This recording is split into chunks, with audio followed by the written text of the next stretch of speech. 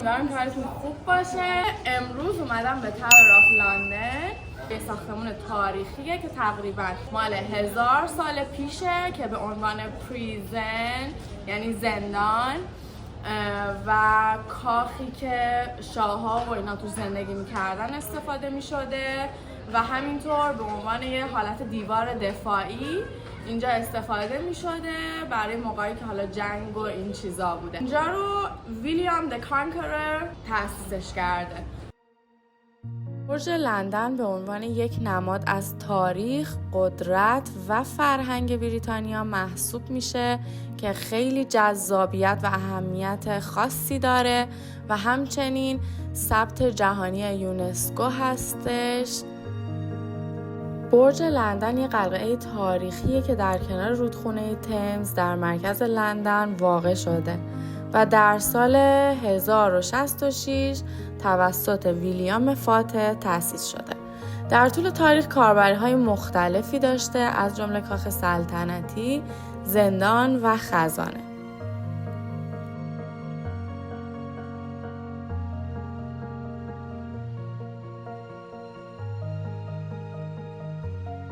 همونطوری که میبینید دیوارهای ضخیمی هم داره و خندق اطراف برج از اون در برابر حملات دشمنا محافظت میکرده.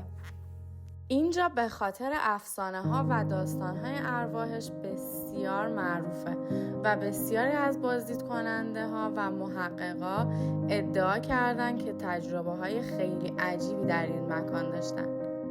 این قسمت برج لندن قسمت قرون وسطاییش هست که توسط ادوارد اول و هنری سوم ساخته شده.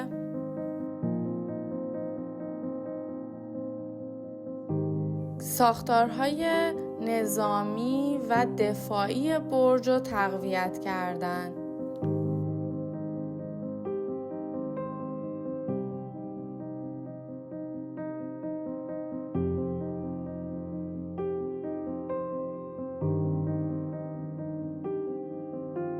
اتاق محل استراحت شاه بوده که خیلی هم خوشگله، شبیه تو فیلم هست.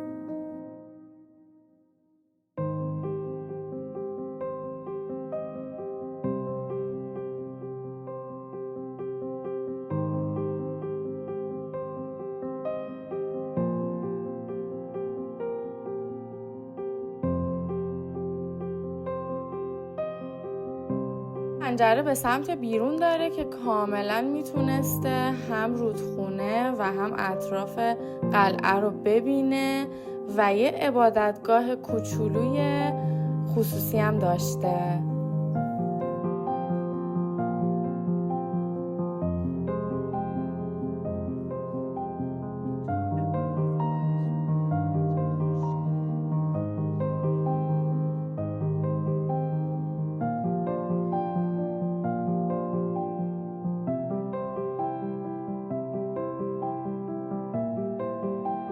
مکان برای برگزاری مراسم‌های رسمی و تاجگذاری‌ها استفاده می‌شده و همچنین تخت شاهی رو گذاشتن اونجا به عنوان نماد شکوه و عظمت.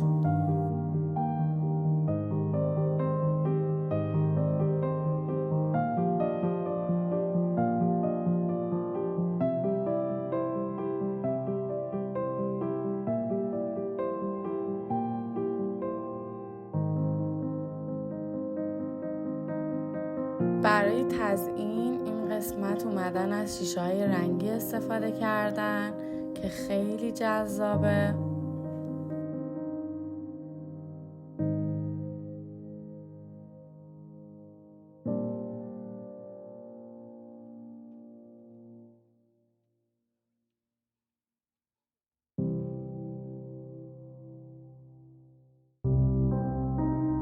تاور بریج هم از اینجا قابل مشاهده هست.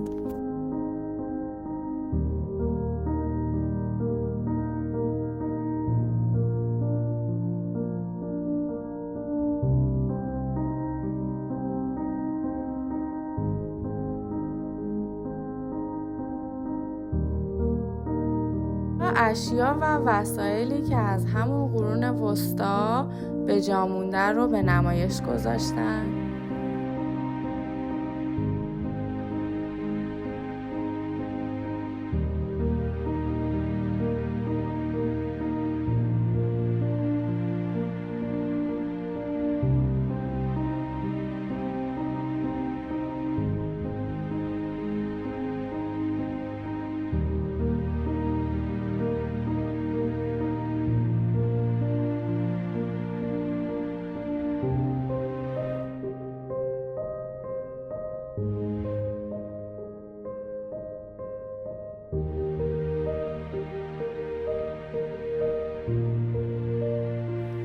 این یه مهره شطرنج شیشه‌ایه که از شیشه ساخته شده.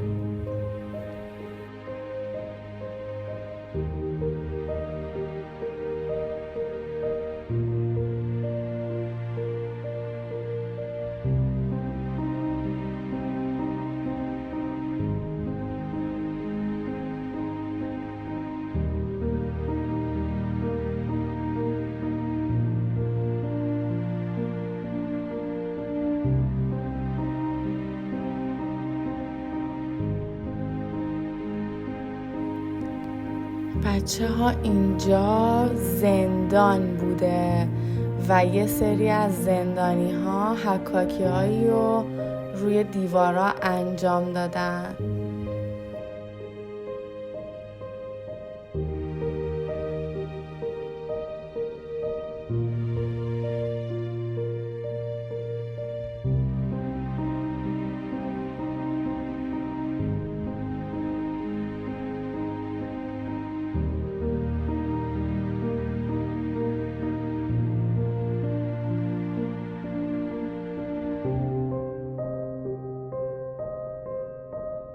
بچه ها این کلاغ ها به عنوان نگهبان های غیر رسمی برج یه جورایی به حساب میان. یه سری افسانه هم هست راجبشون که میگن که اگر که این کلاغ ها از برج برن پادشاهی بریتانیا سقوط میکنه و توی شبای خاصی هم صداهای عجیب غریب در میارن و رفتارهای عجیب غریب از خودشون نشون میدن.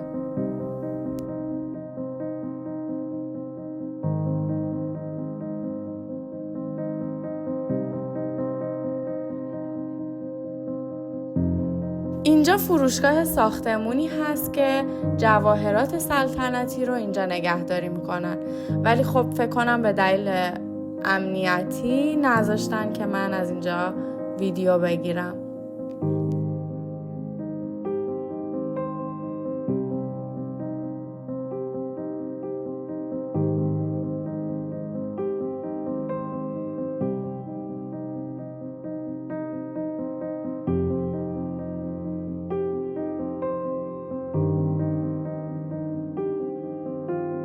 خب اینا هم نگهبان‌های برج جواهرات هستن که لباس قرمزشون و اون کلاه باشکوهشون نشونه سلطنت و قدرت بریتانیا هست. باز یه رژه خیلی خاصی هم دارن که منتظر باشید تا آخر ویدیو میبینید حتما اون رژه رو. تزیینات هالووینی گذاشتن. بچه ها فکر کنم اینجا شبا هم مراسمی هست واسه هالووین.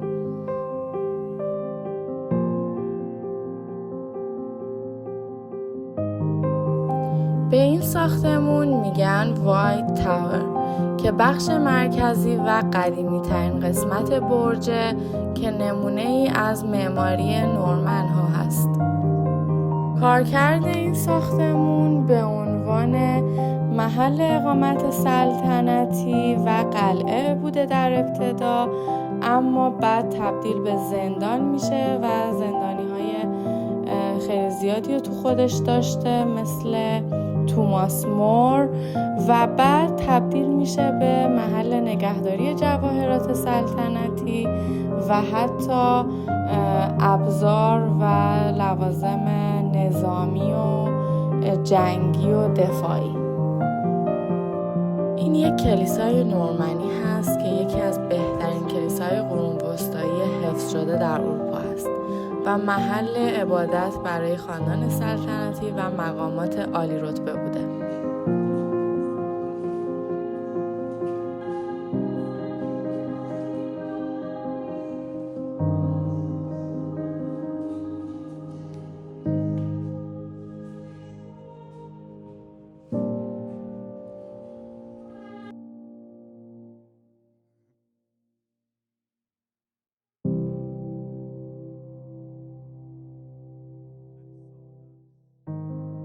برج سفید میزبان مجموعه‌ای از زره‌ها و سلاح‌های سلطنتی هست.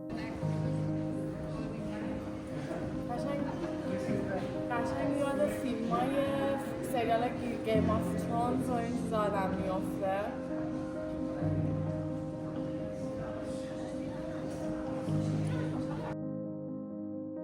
یکی از برجسته ترین اونها زره هنری هشتم و شمشیرها و سپرها و دیگر سلاح‌های تاریخی که میراث نظامی انگلستان رو نشان میدن در اینجا وجود داره.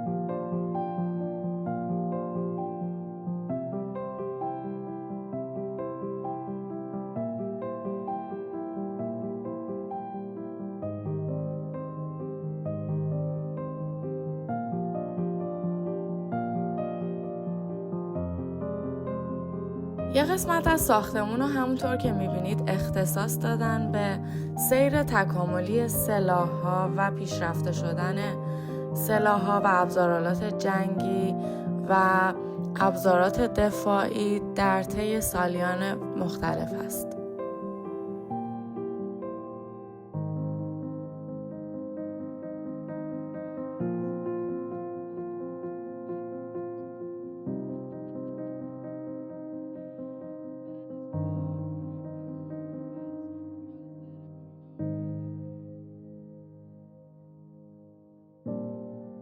این هم ماکت کل قلعه است.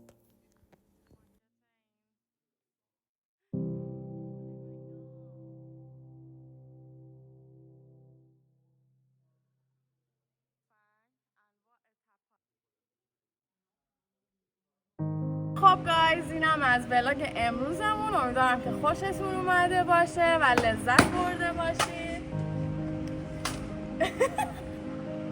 اینم از آخر ویدیو. لایک و سابسکرایب یادتون نره.